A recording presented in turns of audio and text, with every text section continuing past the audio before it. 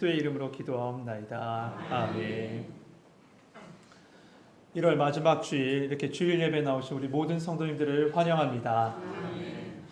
2024라는 숫자가 아직도 어색하고 사실 실감도 잘 안 나는데 벌써 한 달이 지나서 이번 주간에는 2월을 또 맞이하게 됩니다. 여러분 1월 한 달간 여러분은 어떻게 보내셨습니까? 어떻게 지내셨습니까? 이 질문 앞에 먼저 저를 돌아봤습니다. 저를 돌아봤는데 왜 1월을 기도의 달로 보내게 하셨는지를 알게 되더라고요. 그러면서 이렇게 고백할 수밖에 없었어요. 감사하면서 말이죠. 하나님이 나를 살아주셨군요. 하나님이 살아주신 한 달이었습니다. 우리 성도 여러분, 이번 한 주간도 진정으로 하나님의 살아주심과 인도하심을 경험하는 한 주간 되시길 주님의 이름으로 축복합니다. 아멘. 성경은 십자가 복음으로 가득 차 있습니다. 여러분 믿으십니까? 아멘. 그 복음의 물줄기가, 그 은혜가 창세기부터 계시록 마지막 장 마지막 절까지 풍성히 흐르고 있습니다. 그래서 성경은 곧 복음입니다. 아멘. 그런데 성경을 정의할 때 한 가지를 더 든다면 성경은 기도의 책이다라고 할 수 있을 겁니다. 기도의 책이다. 성경에는 기도에 대한 말씀으로 가득 차 있습니다. 그래서 기도를 딱 빼버리면 정말 아무런 의미가 없어집니다. 우리는 기도를 통해서 하나님께 나아갑니다. 그리고 하나님을 의지합니다. 그리고 하나님께 더 집중합니다. 그러므로 신앙생활은 곧 기도생활이라고 해도 틀리지 않을 겁니다. 우리 같이 고백할까요? 신앙생활은 기도생활입니다. 여러분, 신앙생활은 기도생활이에요. 또한 성도들은 기도를 통해서 믿음으로 살아가는 그 삶을 구체적으로 경험하게 됩니다. 삶 속에서요. 경험하게 돼요. 어떻게 해요? 바로 하나님의 응답하심으로 말이죠. 하나님의 응답하심으로 이 기도생활을, 믿음생활을 삶을 통해서 경험해요. 하나님은 우리에게 응답하기를 원하세요. 그런데 하나님은 우리가 그 응답을 통해서 하나님의 살아계심과 살아주심을 구체적으로 체험하길 바라십니다. 우리 모든 성도가 말이에요. 이렇게 체험이 쌓여지고 쌓여진 순간 우리는 이렇게 고백할 거예요. 내 믿음이 자랐구나. 그 기도의 체험, 응답의 체험이 믿음의 자람으로 연결되어져 있는 것이죠. 이처럼 우리 신앙에 있어서 아주 중요하게 생각하는 이 기도에 대해서 성경은 많은 본문에서 말씀합니다. 그런데 대표적인 본문 중에 하나가 오늘 본문인 마태복음 7장 7절 말씀입니다. 구하라, 너에게 주실 것이요. 찾으라, 찾아낼 것이요. 두드리라, 그러면 너에게 열릴 것이니. 여러분, 우리 모두는 이 말씀 잘 압니다. 너무 잘 알아요. 심지어 믿지 않는 우리 세상 사람들도 이 말씀은 압니다. 그런데 여러분, 이 말씀을 볼 때요, 우리가 유념하셔야 될 것이 있습니다. 이 말씀 분명 기도에 대한 말씀이지만 더불어 생각해야 될 것이 있는 것은 이 말씀은 하나님과 우리와의 관계를 말씀하고 있는 거예요. 관계. 그래서 여러분 오늘 본문을 볼 때 꼭 두 가지를 잊지 마세요. 기도에 대한 말씀이구나. 한 가지. 두 번째는 하나님과의 관계에 대한 말씀이구나. 이 두 가지를 잡고 오늘 본문을 읽으셔야 됩니다. 그러면 우선 우리 기도라고 할 때 우리 기도의 대상이 누구인지부터 확실하게 하고 진행해야 되겠죠. 여러분, 우리의 기도의 대상은 누구죠? 하나님. 맞습니다. 하나님이세요. 하나님과의 관계가 깊어지면 깊어질수록 우리는 하나님께 기도할 수밖에 없어요. 더욱더 사랑하면 사랑할수록 더 기도할 수밖에 없어요. 물론 형식적으로 기도하는 사람도 있고, 물론 이 어떤 종교적 행위로 기도하는 사람도 있어요. 당연히 그 속에 생명력이 있을까요? 없을까요? 없죠. 당연히 없죠. 형식적이고 종교적인 습관으로 기도하는 사람에게는 생명력이 없습니다. 그리고 기도의 기쁨도 못 받습니다. 기도의 기쁨도 얻지 못해요. 오직 남은 건 자기 만족뿐이 없어요. 왜요? 나 이 정도로 오래 기도했어. 기도의 분량을 이만큼 채웠어. 내가 뭔가 해낸 것처럼 그렇게 생각해요. 그거밖에 없습니다. 그러기 때문에 여러분, 우리는 기도에 앞서서 하나님을 온전히 바라볼 수 있는 믿음이 필요합니다. 아멘. 그러려면 하나님이 누구신지부터 알아야 되지 않습니까? 하나님 누구실까요? 오늘 본문을 비롯한 산상수훈, 마태복음 5장부터 시작한 이 산상수훈에서 예수님은 기도에 대해서 자주 말씀해 주셨어요. 기도에 대해서 말씀해 주실 때마다 예수님은 하나님을 가리켜 이렇게 표현하셨습니다. 뭐라고 표현하셨냐면 아버지, 아버지라고 말씀하세요. 마태복음 6장 9절에 보면 너희는 이렇게 기도하라 하시면서 주기도문을 가르쳐 주시죠. 그때 그 주기도문은 이렇게 시작합니다. 하늘에 계신 우리 맞아요. 아버지요. 아버지요. 오늘 본문 9절에서부터 11절도 보면 너희 중에 누가 아들이 떡을 달라고 하는데 돌을 주며 생선을 달라고 하는데 뱀을 줄 사람이 있겠느냐. 그리고 11절 너희가 악한 자라도 좋은 것을 자식에게 줄 줄 알거든. 자식에게 줄 줄 알거든. 하물며 하늘에 계신 너희 누구요? 아버지께서 구하는 자에게 좋은 것을 주시지 않겠느냐. 아버지예요. 예수님께서는 우리에게 그 부모님의 사랑을 떠오르게 하시면서 하나님의 마음을 지금 가르쳐 주시고 계신 거예요. 아들이 떡을 달라고 하는데 누가 돌을 줄 사람이 있어? 어떤 부모가? 자녀가 생선을 달라고 하는데 뱀을 줄 사람이 누가 있겠느냐? 아무리 악한 사람도 나쁜 사람도 자식에게 좋은 것 줄 줄 알지 않냐? 근데 우리 하나님 어떤 줄 알아? 그 하나님 바로 너희 부모님 것 같아. 부모님의 마음으로 너희를 사랑해. 예수님은 이렇게 말씀하고 계신 것이죠. 물론 이 부모님의 마음이 부족할 때가 있고요. 물론 부모님의 한계도 있어요. 그 마음의 그릇의 한계도 있어요. 그러나 우리 하나님은 어떠신 분입니까? 우리를 향한 하나님의 마음은요, 헤아릴 수 없이 깊고 완전한 사랑으로 우리를 품어주시는 하나님이실 줄 믿습니다. 아멘. 우리 아버지세요.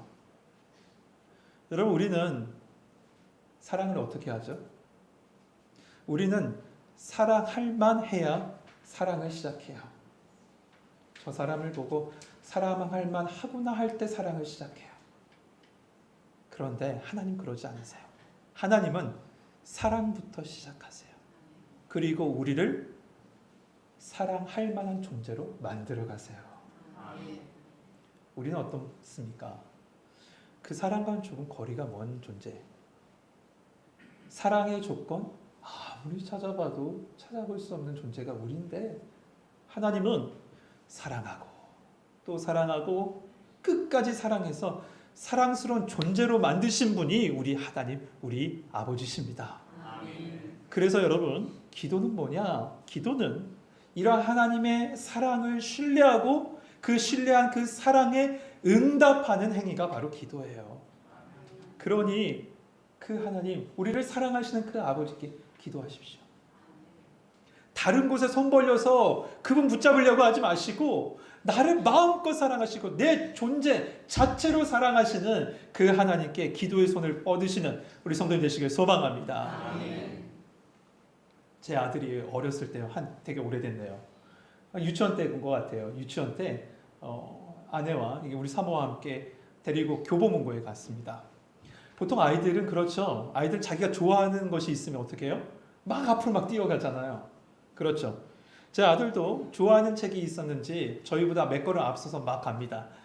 저희 사모가 저보다 앞서서 막 걸어가요. 걸어가면서 이것 뭐고 저것 뭐고 혼자 막 얘기하면서 다녀요. 그렇게 막 신나게 가고 있습니다. 그렇게 가고 있었는데요. 저희 부부 뒤편에 있던 한 남성분이 저희를 앞질러서 걸어간 거예요. 그런데 이 남성분이 제 아이와 딱 같은 위치에 됐을 때 제 아들이요,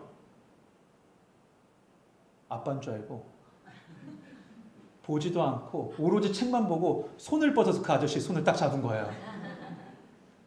잡고 가는 거예요. 이 아이의 시선은 오로지 책에만 있었어요. 그래 당연히 옆에 온 사람 누구로 알아요? 아빠로 알고 손을 잡고 간 거예요. 근데 더 재밌는 건 뭔지 아세요? 그 아저씨도 그 손 안 놔요. 한참 걸어가는 거예요. 한참. 저희 뒤에서 막 웃으면서 봤어요. 키득키득 웃으면서 보고 있다가 조금 걷고 있는데 아들이 좋아하는 책이 딱 보였나 봐요. 보자마자 이렇게 얘기한 거예요. 아빠 이거 사주세요 라고 하고 뒤를 딱 돌아봤는데 아니 웬걸? 웬 아저씨가 서 있잖아요. 아빠가 아니에요. 놀래갖고 막 찾다가 뒤에 우리가 있으니까 막 뛰어와서 울면서 왜 여기 있냐고 막 그랬어요. 여러분 그 손잡아준 아저씨가요. 우리 아들이 이거 사주세요 했을 때 사줬을까요? 당연히 안 사주죠. 또 모르죠. 제 아들이 조금 저를 닮아서 좀 더 귀여웠으면 사줬을지도 몰라요. 저는 좀 아쉬워요. 제 아들 좀 덜 닮았어야 되는데 하는 아쉬움이 있어요. 여러분, 여러분이 기도로 손을 뻗어서 잡을 분은 우리 하나님, 우리 아버지십니다. 이처럼 하나님을 신뢰하고 하나님을 사랑하는 사람의 삶 속에는요, 언제나 하나님과의 인격적인 만남이 있는데 그 만남의 장이 바로 기도의 장이에요. 기도의 장. 하나님은 기도로 언제나 우리와 함께하기를 원하십니다. 그래서 예수님도 그 하나님의 마음 아시기 때문에 우리로 간절히 기도하길 바라세요. 그래서 기도에 대해서 그렇게 말씀해 주고 계신 거예요. 오늘 본문 7절, 8절에 그 마음이 다 나타납니다. 7절, 8절 같이 한번 읽어보시죠. 같이 읽겠습니다. 시작.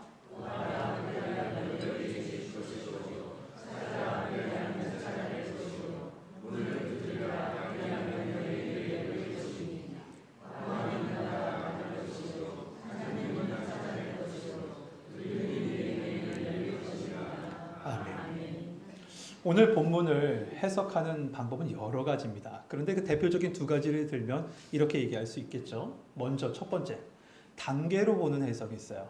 그러니까 구한 다음에 그 다음은 찾고 그 다음에 두드리는 것. 이런 단계로 보는 해석이 있습니다. 두 번째 해석은 이겁니다. 히브리어 용법 중에는요, 같은 단어를 반복하지 않습니다. 그런데 강조하기 위해서 그 기도의 중요성을 강조하기 위해서 다른 단어의 같은 뜻을 가진 단어를 반복하기도 합니다. 예수님도 기도에 대해서 강조하시기 위해서 이렇게 표현하셨다라고 보는 해석도 있습니다.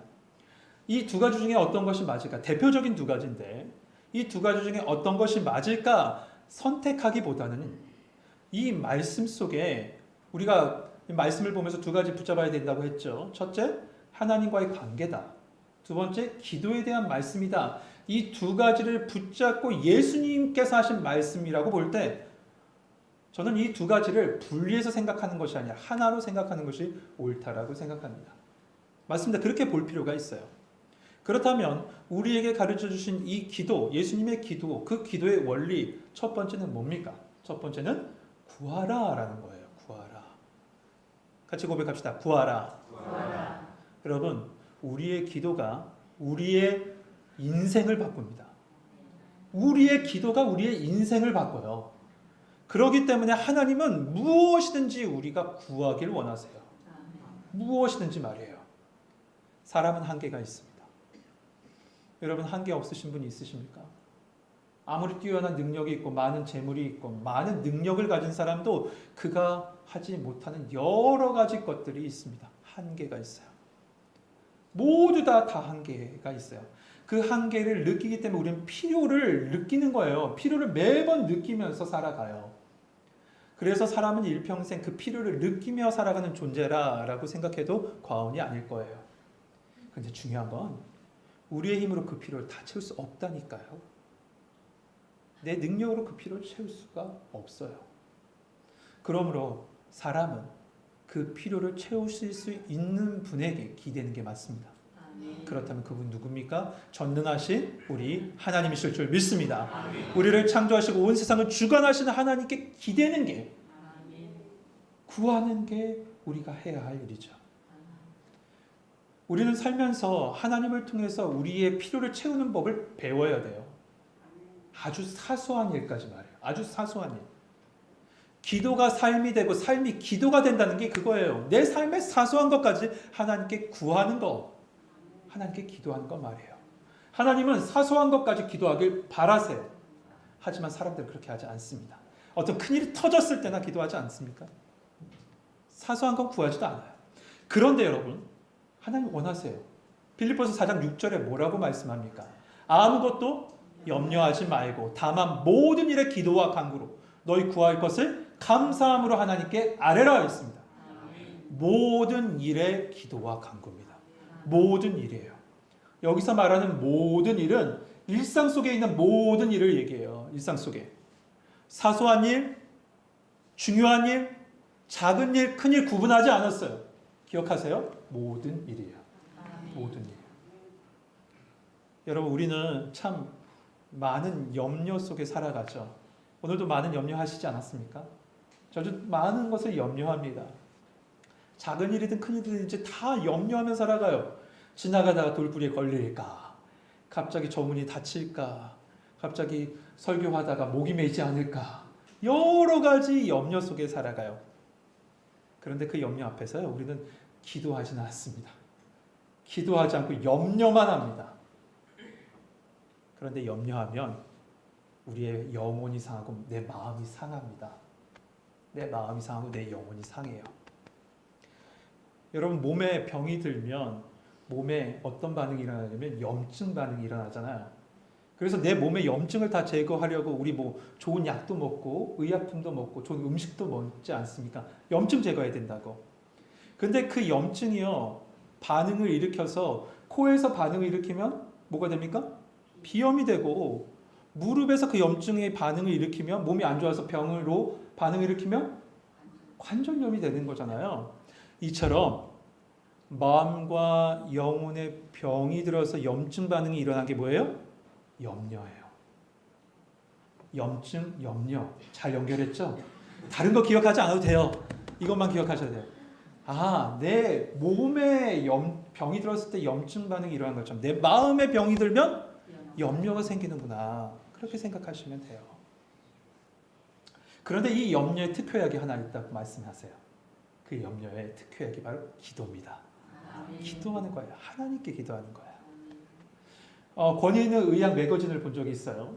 근데 이 의학 매거진도 잘 보셔야 돼요. 대한의사협회나 어떤 특별한 데에서 인정하지 않는 많은 이상한 유사의학 같은 매거진들이 있는데 그런 거 보시면 안 되고, 권위 있는 매거진, 정통적인 매거진이 있는데 거기 소개된 내용이 이렇습니다.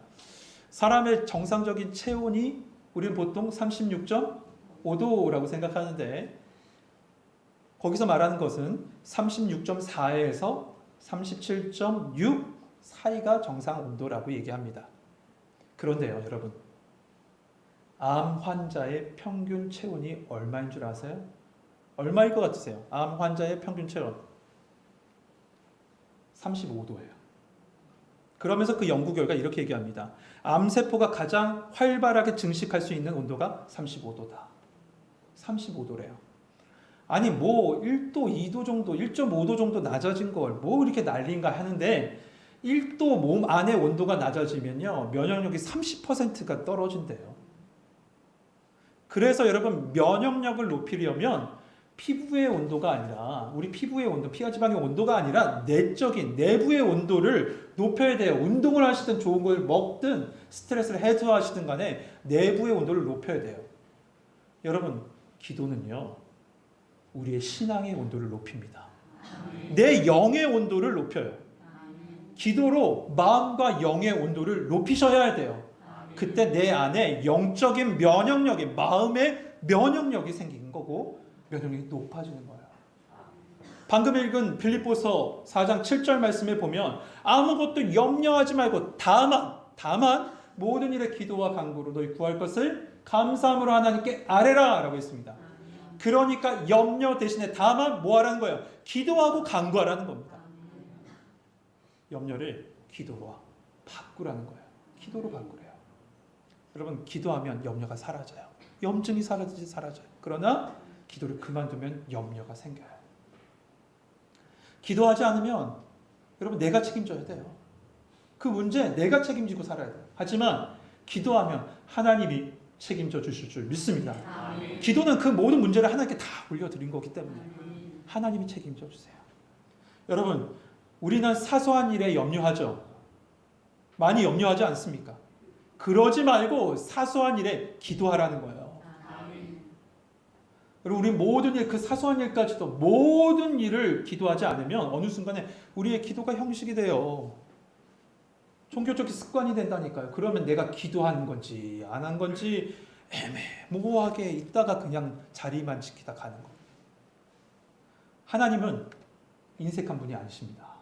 로마서의 말씀에 보니까 자기 아들을 아끼지 아니하신 분이 어찌 모든 것을 우리에게 주시지 않겠느냐라고 말씀하셨어요.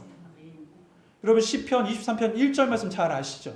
그 말씀 뭡니까? 여호와는 나의 목자시니 내게 부족함이 있다 없다? 내게 부족함이 없대요. 여러분 부족함 없이 채우시는 하나님의 은혜를 경험하시는 성도님 되시길 소망합니다. 시편 81편 10절 말씀 우리가 잘 알고 유명한 말씀이죠. 그 말씀 이렇습니다. 나는 너를 애굽 땅에서 인도하여 낸 여호와 내 하나님이니 내 입을 어떻게 할라? 스탑할 때까지 할까요? 크게 열래요. 크게 열래. 그러면 어떻게 하신대요? 채우신다고 하셨어요. 채우리라. 내 입을 크게 열라. 내가 채우리라. 여러분 그 말씀에 보면 아까 전에 우리가 나눈 대로 정확하게 하나님이 누구신지부터 붙잡아요. 하나님 누구세요? 하나님은 애굽에서 우리를 구원하신 전능하신 하나님이시라는 거예요. 근데 그 하나님이 우리에게 말씀하신대요. 어떻게 하라고 말씀하시냐면 기도의 입을 크게 열어라. 그러면 내가 채울 것이다. 여러분 믿음의 사람은 기도의 입을 크게 연 사람이에요. 믿음이 큰 사람은 기도의 입을 크게 연 사람이에요. 우리 청국교회 성도들 그리고 이 자리에 나온 우리 예배하는 모든 성도들 기도의 입을 크게 열어서 큰 믿음 가지시는 우리 성도들 되시길 소망합니다. 그런데 이렇게 말씀하는데 이어지는 말씀이 너무 안타까워요. 그 시편 81편 10절에 보니까 이렇게 말씀하죠. 내 입을 크게 열라. 내가 채우리라. 여기까지 딱 끝났으면 좋은데 이어지는 말이 하였으나 그리고 11절에 보면 내 백성이 내 소리를 듣지 아니하며 이스라엘이 나를 원하지 아니하였도다. 하나님께서 약속해 주세요. 내 입을 크게 열어. 내가 채울 거야. 그런데 이스라엘은 그 말씀 듣지 않았다는 거예요. 구하지 않았다는 거예요. 왜 구하지 않죠? 하나님 말씀 믿지 않은 거예요. 그 말씀대로 행하지 않았다는 거예요. 그래서 하나님은 어떻게 하신 줄 아세요? 그 다음 12절에 보니까 이렇게 그냥 내버려 두셨대요. 이스라엘을. 성경 어딘 그대로 하면 임의대로 행하게 하였노라. 네 마음대로 살라는 거예요. 네 마음대로 살라. 성도 여러분, 하나님을 절대적으로 신뢰한 사람은요, 기도의 입을 크게 연 사람이에요. 절대적인 믿음이 절대적인 기도와 연결되기 때문에 그래요. 여러분, 기도로 열려진 마음의 그릇에 풍성히 채우시는, 크게 열려진 그 마음의 그릇에 풍성히 채우시는 하나님의 축복을 받는 성도님 되시길 소망합니다. 그런데 우리가 이렇게 하나님을 아버지로 고백하고 그리고 하나님을 절대적으로 믿으면서 모든 기도와 간구를 할 때, 그런데 그 기도 속에 우선이 되는 기도가 있음도 여러분 잊으시면 안 돼요. 우선이 되는 기도가 있다. 그것이 바로 마태복음 6장 33절 말씀이에요. 그 말씀 잘 아시죠? 그런즉 너희는 먼저 그의 나라와 그의 의를 구하라. 그리하면 이 모든 것을 너희에게 더하시리라. 하나님의 나라와 그의 의를 구하는 것이 먼저라는 거예요. 여러분, 예수님은 기도에 대한 분명한 기준을 가르쳐 주세요. 하나님의 나라와 그의 의를 먼저 구하는 것이 기도다. 이 기준이 있지 않으면 여러분 어떻게 되냐면 우리의 기도는 자칫 잘못하면 세상 종교의 기도와 똑같아져요. 불교도 기도가 있고요. 힌두교도 기도가 있고 조로아스터교도 기도가 있고 모두 다 기도가 있어요. 무속신앙에도 기도가 있어요. 그 기도는 다 자기중심적인 기도예요. 자기가 원하는 바를 얻기 위한 기도예요.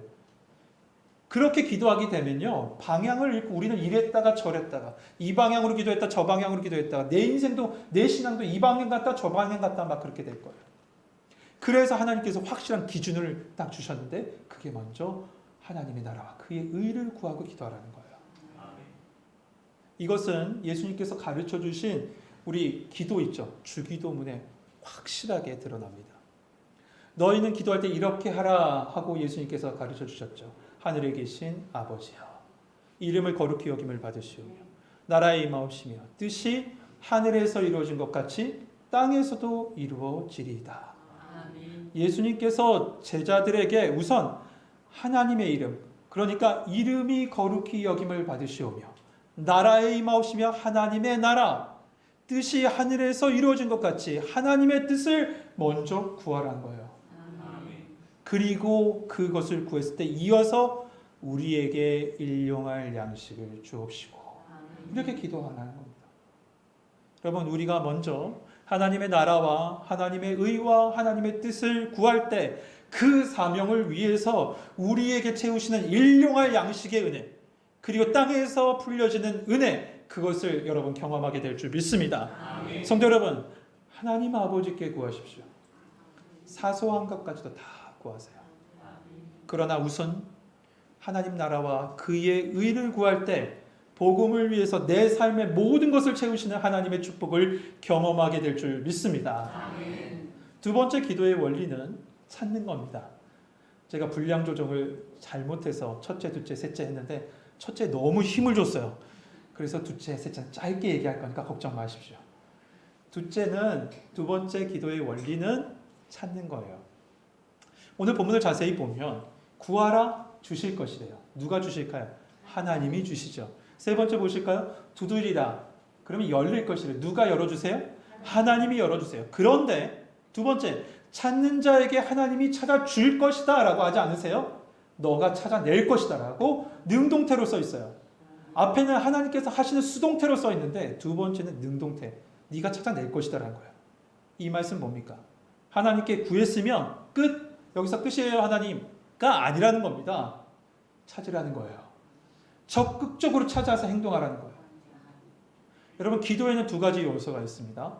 하나는 하나님의 은혜가 있어요. 구하는 자에게 주시는 하나님의 은혜, 두드리는 자에게 열려지는 하나님의 은혜, 다 하나님의 은혜가 있습니다. 하나님이 하시겠다는 거예요. 근데 또 한 가지가 있어요. 그게 뭐냐면 건강한 열심이 있어야 돼요. 건강한 열심이요. 찾으라 라는 말씀 속에는 찾는 자의 순수한 열심과 간절함이 포함되어 있는 거예요. 찾는 자에게 순수한 열심과 간절함이 필요해요. 여러분, 나무 밑에서 감 떨어지길 누가 기다립니까? 그런데 기도하고 나서 성도들이 그렇게 하고 있어요. 감 떨어지게 해주세요. 구하셨으면 간절히 찾으셔야 돼요. 하나님을 기대하는 사람, 하나님께 기대는 사람은 움직이는 사람이에요. 멈춰있는 사람이 아니에요. 움직이는 사람이에요. 그때 하나님이 그 찾는 과정 속에서 하나님께서 지혜를 주시고 예비하신 것을 찾게 하실 줄 믿습니다. 아멘. 마지막 세 번째, 두드리는 겁니다. 헬라어의 명령어 보면, 오늘 말씀해 보면 찾으라, 구하라, 두드리라 다 명령어죠. 근데 명령어에 보면 이 명령어 안에는 계속이라는 의미가 함께 항상 담겨져 있습니다. 그래서 계속적 용법 이렇게 얘기들을 하는데 계속적 용법이에요. 그게 뭐냐? 하나님은 계속 구하고 계속 찾고 계속 두드리라는 거예요. 아멘.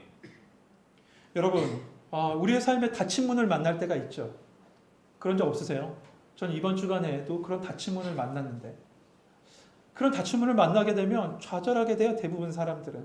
모든 사람이 다 똑같아요.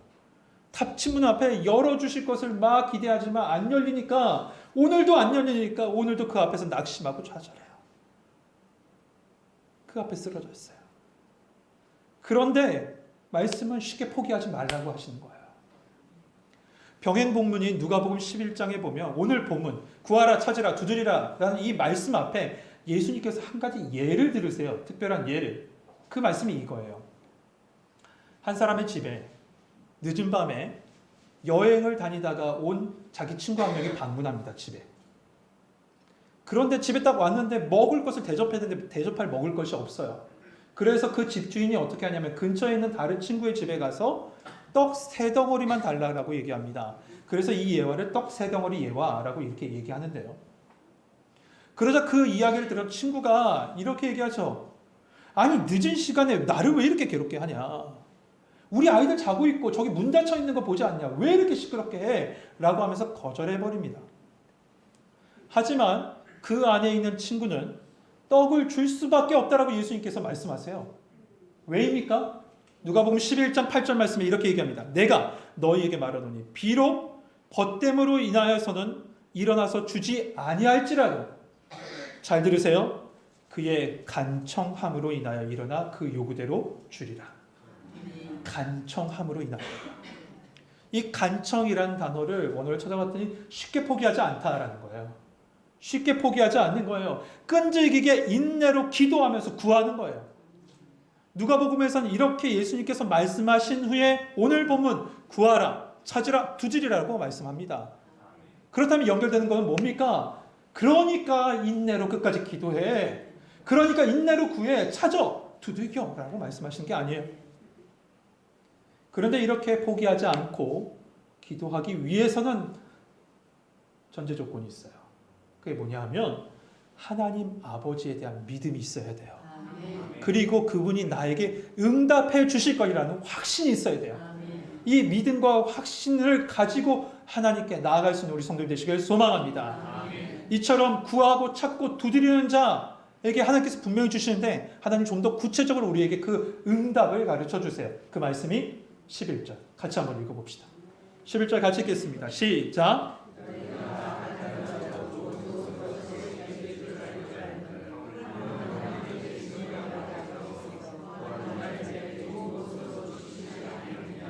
아멘. 하나님은 우리에게 좋은 것을 주신 하나님이십니다. 그런데 그 좋은 것을 누가복음에서는 이렇게 되어 있습니다. 성령을 주시지 않겠느냐. 그렇다면 여러분 왜 좋은 것이 성령이죠? 그리고 왜 성령이 좋은 것일까요? 그것은 우리 성령 하나님은 우리가 기도할 바를 알지 못할 때 기도의 자리를 우리를 인도하세요. 그리고 우리가 연약할 때 우리 연약함을 아시고 우리를 위해서 기도하시는 분이에요.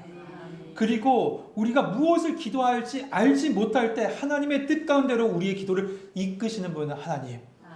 그 결국 우리를 가장 선한 길로, 가장 안전한 길로 이끄시는 성령님이 여러분의 안에 계신 성령님이실 줄 믿습니다.